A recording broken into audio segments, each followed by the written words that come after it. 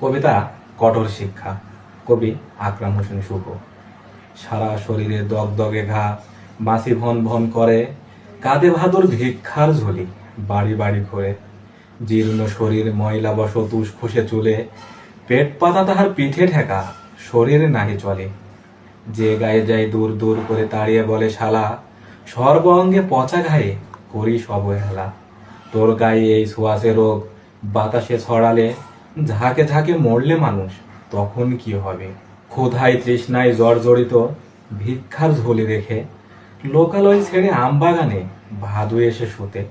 ভিক্ষা না পাক ভাদু এবার, মাছিরা পেয়েছে বেশি, অসাড় দেহ কুড়ে কুড়ে খেয়ে ওরা বড়ই মহা খুশি। এবার ঘুমায় ভিক্ষুক ভাদু, নাকটা ডাকে শশা, সারা দেহে পিঁপড়ার দল ঘায়ে ঘায়ে বসা।